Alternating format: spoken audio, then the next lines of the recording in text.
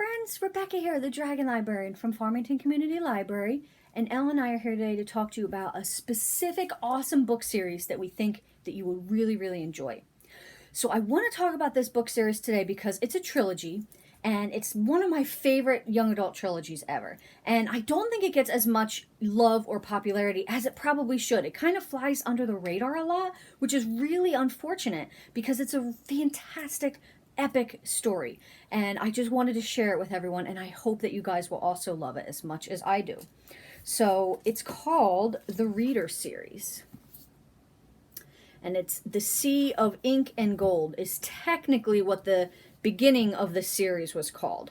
Now it gets a little confusing because by the time we get to book 3, the name of the trilogy changes from the book of Sea and Ink to the Reader trilogy. So it is officially called the Reader trilogy, even though the first couple books have a different title on there, which I know is kind of confusing, but publishers are weird sometimes.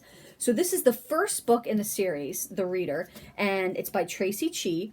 And I absolutely fell so in love with this book when I first read it. It had first come out. Look at this cover.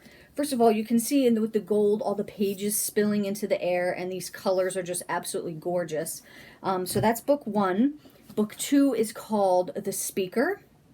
Also a beautiful cover. And then, like I said, the very last book in the series, the trilogy, is called The Storyteller. So this is a epic fantasy series, and it's set in a world where reading in books does not exist. Or it does, but rather it's illegal, and you're not allowed to do it. So the main character of this book is Sephia, and after her father is murdered, she goes on the run with her aunt Nin.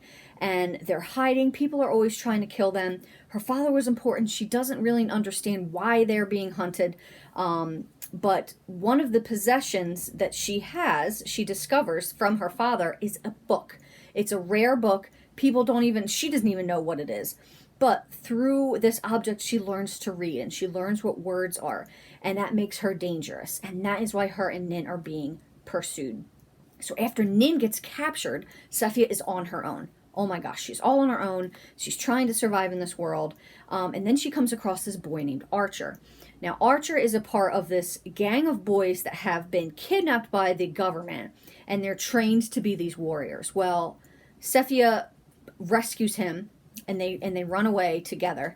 And basically, through his knowledge of like martial skills and stuff like that, and her now new book and letter knowledge, they are going to try to overturn this tyrannical government, which sounds like this daunting, huge, epic task, and it totally is. But they have to try to survive. But one of the main things I love about this book so much, and why I want to talk about it, is the importance of books and reading within this story. I am just such a sucker for books about books, as you probably could have already guessed because of how much I am in love with books and reading. So when there is a book series or a trilogy or whatever that features that, how important reading and books are, that makes me go over the moon with excitement. I just love that so much. So this is definitely one of them. If you're a big reader, if you love to read, this book highlights how important that is. The other thing that's really cool about this series, and I discovered it with this first book, is that there are these mysterious messages within the pages. So let me show you what I mean. So if you look at the bottom of the pages here, you'll see the numbers, right? The page numbers. Well, as you're reading, what you're going to notice is that every so often at the bottom of the page where the numbers are, there's also a word. It's not on every page, so see, it's not here, but on every few pages, there's a word at the bottom. So as you're reading, if you write these words down, when you get to the end, it spells out this really cryptic message, which is so cool. All 3 books do that. I absolutely love that. I got through about halfway through this book before I realized what was going on. I'm like, wait, what are these words? Because I was totally oblivious. And then once I saw it, I was like, that's incredible. So that just adds a whole other mysterious element to the series, which is fantastic. Well, that's the series I wanted to talk to you guys about today. I hope that you find it as exciting and fun as I do.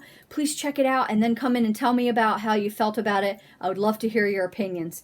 Thanks so much for watching, friends, and have a wonderful rest of the day.